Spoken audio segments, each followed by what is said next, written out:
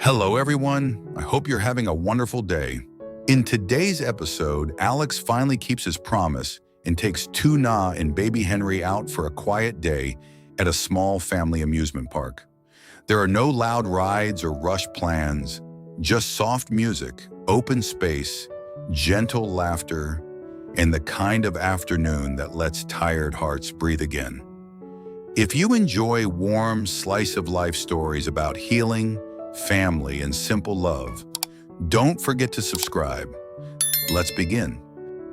The morning began more quietly than most days.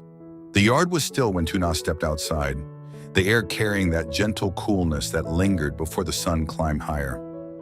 She moved slowly, not because she was forced to, but because she had learned over the past few days that slowing down did not mean losing control of the day.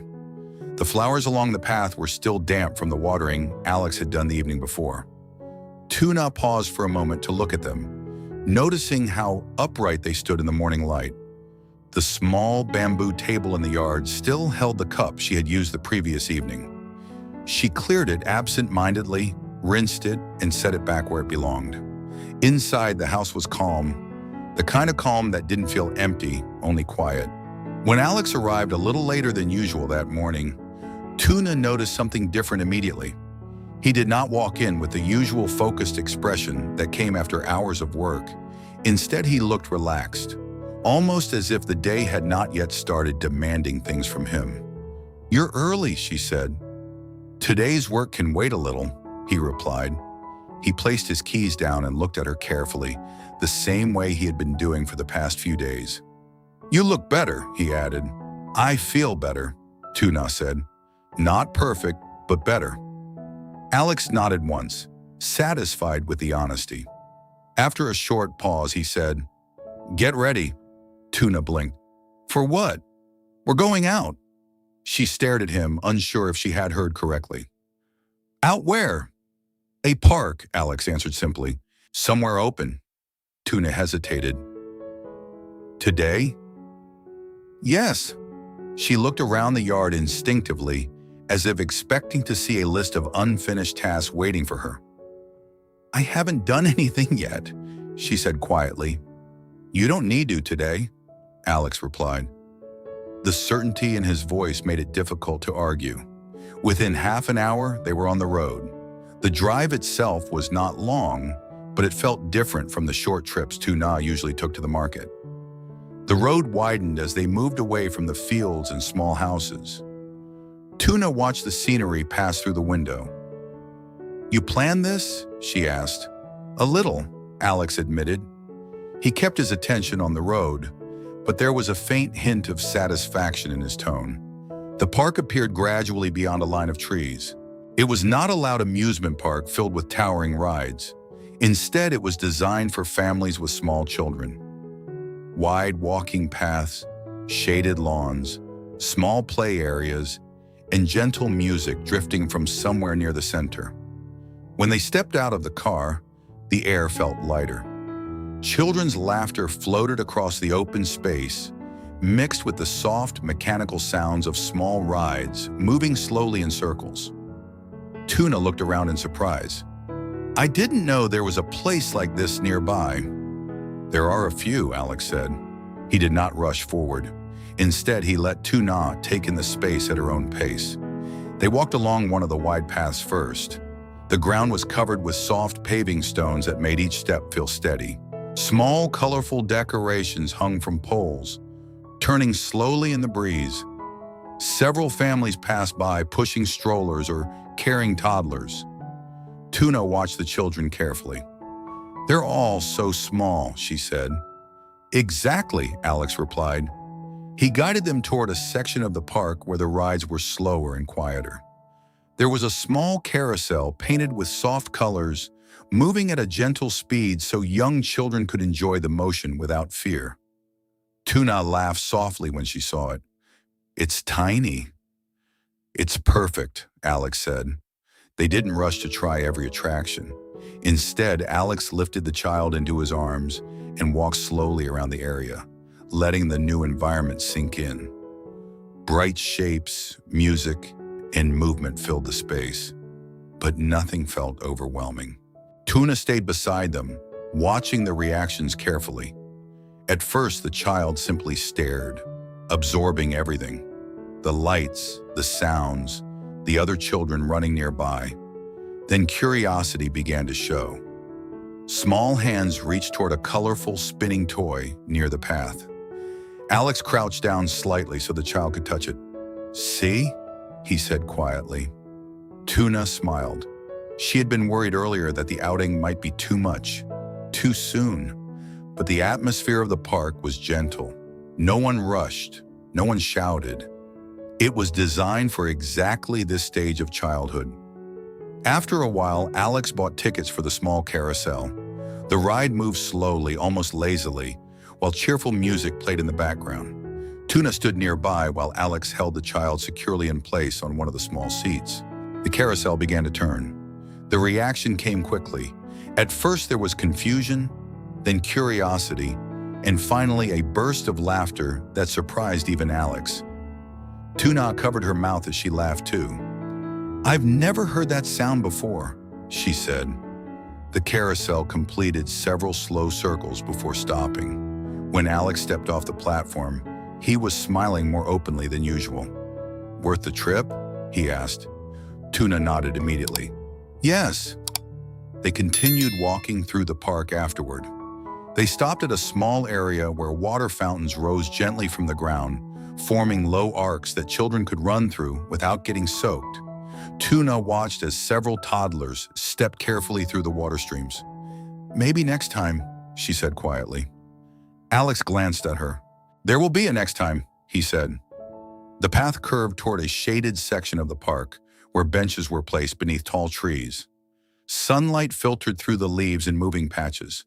Alex gestured toward one of the benches. "Let's sit for a bit." Tuna didn't protest. As she settled onto the bench, she realized something surprising. For the first time in many days, she was not thinking about the garden, the market, or unfinished tasks waiting back home. She was simply sitting there. And that, more than anything else, told her the day had already done what Alex hoped it would.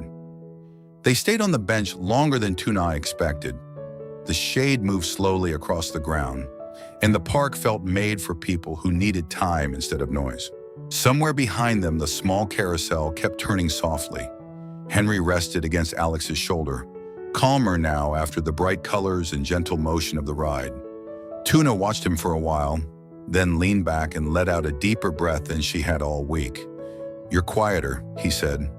Tuna turned toward him and smiled a little. "Maybe because nobody needs anything from me right now." Alex looked out over the path where families were passing by. "That's part of the reason I brought you here. You really planned this." "A little," he admitted. The answer made her chest warm. He had not said much when he arrived that morning. He had only asked her to get ready and trust him. But sitting there now, she realized how carefully he had chosen the place. There were no loud rides, no sharp sounds, no pressure to hurry, just enough color and movement to make the day feel open. "I didn't realize how tired I was," Tuna said softly. Alex shifted Henry higher against his shoulder. "You were trying not to realize it." She looked down at her hands, resting loosely in her lap for once, instead of working on something. "If I stop, my mind starts counting all the things I haven't done." "And if you don't stop," Alex replied, "your body counts instead." She let out a short breath that sounded almost like a laugh. "That sounds like something you plan to say." "No," he said, "it just fits." They sat in silence again, the kind that let both of them hear the same wind moving through the trees. Henry reached one hand toward a pattern of light on Alex's sleeve, then grabbed nothing and blinked in confusion. Tuna smiled. "He wants to hold everything." Alex glanced down. "He got that from you." She shook her head. "No, he got it from both of us." After a while, Alex stood. "Let's walk a little more before he gets sleepy again." Tuna nodded and rose slowly, surprised that her body no longer felt as heavy as it had in the morning. Not fully strong, but lighter. Alex adjusted Henry's hat. Then they moved along a path that curved away from the rides and toward a wider lawn. Children were playing nearby without much structure. One chased leaves. Another dragged a toy truck through the dirt. A little girl sat on the grass arranging pebbles in a row. Tuna watched them and smiled. "What?" Alex asked. "They don't need much," she said. "Just room." Alex nodded. "Most people don't." They stopped near a low wooden fence overlooking a shallow pond. Ducks moved across the water in slow, uneven lines. Henry noticed them first. He leaned forward in Alex's arms and made a small sound. "You see them?" Tuna asked gently. "Those are ducks." Henry stared, then kicked once in excitement. Alex's mouth lifted. That might be the strongest reaction he's had all day. "He likes movement," Tuna said. "He likes new things," Alex corrected.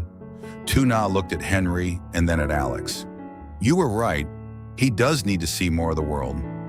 Alex kept his gaze on the pond. "And so do you." She didn't answer right away. She had been living in circles lately. House, yard, garden, market, bed, then back again. Even when she stayed home to recover, her mind still walked the same path. This afternoon had opened something she had not realized was closing. A vendor passed with a small cart of drinks and fruit cups packed in ice. Alex bought cold water for Tuna and a small cup of cut melon. He handed her the water first. "Drink before you say no," he said. Tuna laughed and obeyed. "You should eat something too." She took the cup and looked up at him. "You're paying more attention to me than to the park." "I brought you to the park," he said. "That includes paying attention to you." A few minutes later, he sat beside her and let Henry sit on his lap facing outward.